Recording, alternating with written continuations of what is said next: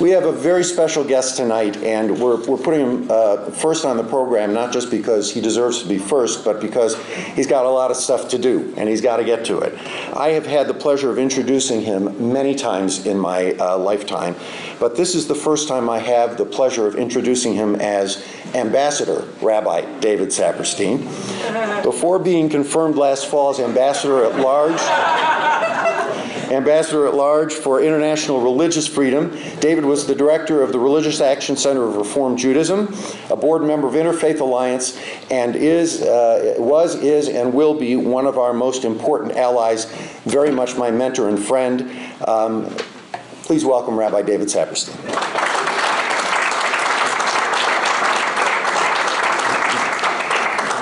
It's difficult to convey what a pleasure it is that it was Jack who introduced me, who's playing, as he has over these many years, such a leadership role in Interfaith Alliance and in this community.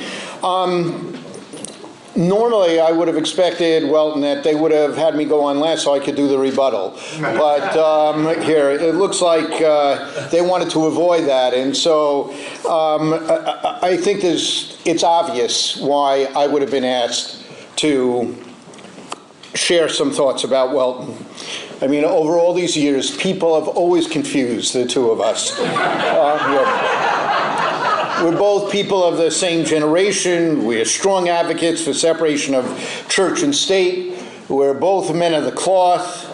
Both have strong Brooklyn accents. Here, the physical similarities are striking. Here, it's actually a shame, Welton, that you didn't stay on a little longer so that finally people would have been able, as I moved on, here to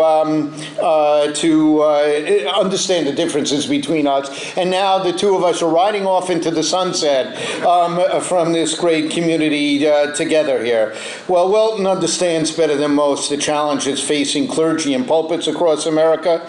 After all, each weekend he returned to Monroe and took his place in his own pulpit, guiding his congregants with the same care and wisdom that he helped guide his colleagues in D.C.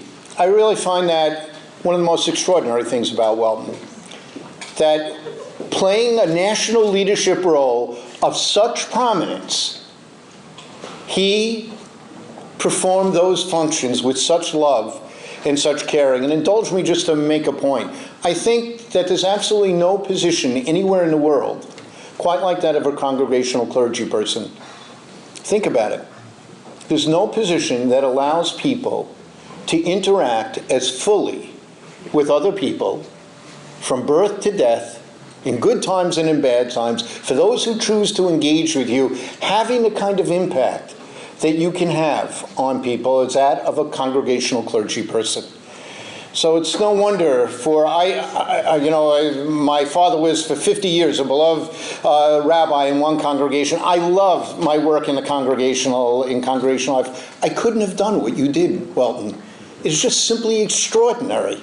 And I know how beloved you are there as you are in our community. You've been a mentor to a generation of advocates who now are taking leadership roles in the church-state community all across the country, and they in turn are now making us stronger and passing on the lessons that they learned from Welton. And that includes many people in this room, including some who started at the Religious Action Center and went on to Interfaith Alliance, so that makes it even sweeter for me.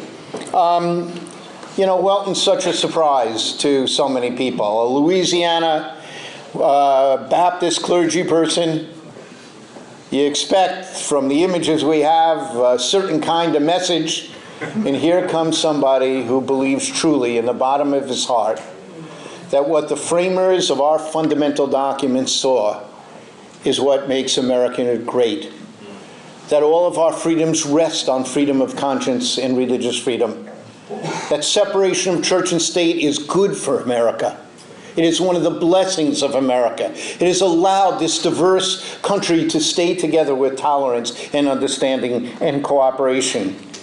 Nobody has done it more eloquently than you have, Welton. And a number of us were there during the founding years of this great organization. Welton took this to such new heights. He had the vision of what this could be, of this bastion and powerhouse messenger of common ground, civility, understanding of America at its best, being together across religious lines, across ethnic lines, across gender lines, across racial lines.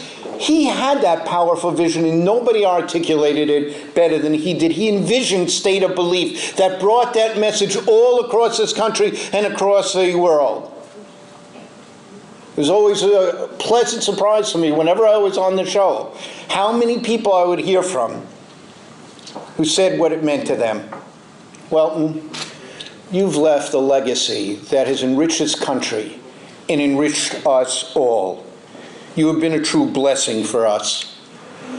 The spark of the divine is in each of us. You saw that and cherished that and nurtured that in those with whom you worked and those who you brought the message to about America's greatness. But most of all, we see it shining in you every single time that we interact with you. You've been a blessing to us all, and we all pray that God will continue to bless you and all of your loved ones for many, many years to come. Thank you, my friend.